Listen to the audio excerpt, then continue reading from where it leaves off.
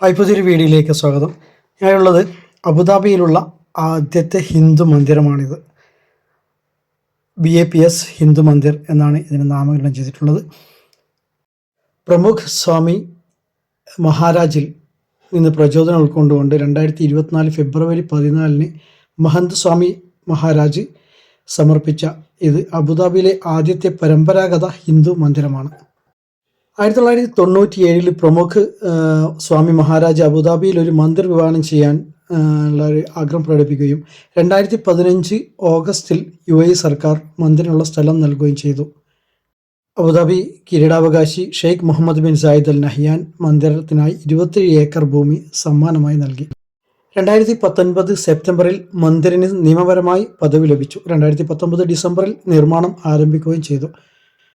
വടക്കൻ രാജസ്ഥാനിൽ നിന്ന് പിങ്ക് മണൽക്കല്ലും ഇറ്റലിയിൽ നിന്നുള്ള മാർബിളും ഉപയോഗിച്ചാണ് മന്ദിർ നിർമ്മിച്ചിരിക്കുന്നത്.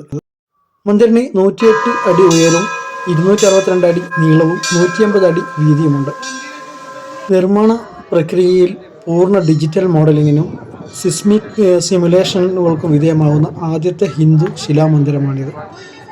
UAE, Africa, United Kingdom, United State, India, മറ്റ് ഗൾഫ് രാജ്യങ്ങളിൽ എന്നിവിടങ്ങളിൽ നിന്നുള്ള 200-ലധികം സന്നദ്ധ പ്രവർത്തകർ ഇതിൻ്റെ നിർമ്മാണത്തിനായി ചെലവഴിച്ചിട്ടുണ്ടായിരുന്നു.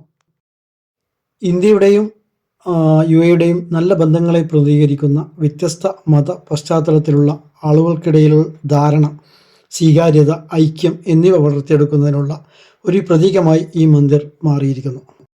കൊത്തുപണികളിൽ രാമായണം, ശിവപുരാണം, ഭഗവതം, മഹാഭാരതം, ഹിന്ദു വ്യക്തികളുടെ ജീവിതം എന്നിവയിൽ നിന്നുള്ള കഥകൾ മാത്രമല്ല, അറേബ്യൻ, ഈജിപ്ഷ്യൻ, മെസൊപ്പൊട്ടേമിയ, തദ്ദേശീയ അമേരിക്കൻ മറ്റു നാഗരികതകളിൽ നിന്നുള്ള കഥകളും ഉൾപ്പെടുത്തിയിട്ടുണ്ട്.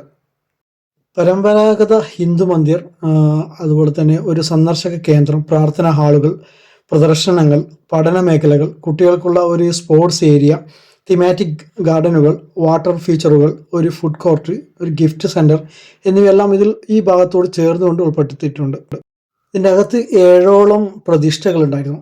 കൃഷ്ണ ആൻഡ് രാധ ആൻഡ് ശിവ, പാർവതി, പിന്നെ അതുപോലെ തന്നെ രാമ, സീത, ലക്ഷ്മണൻ ആൻഡ് ഹനുമാൻ, അതെല്ലാം ഒന്നിലും, പിന്നെ വെങ്കടേശ്വർ, ജഗന്നാഥ, അങ്ങനെയൊക്കെ അയ്യപ്പൻ ഒക്കെയുള്ള 7ഓളം പ്രതിഷ്ഠകൾ ഈ അമ്പലത്തിനകത്തുണ്ട്.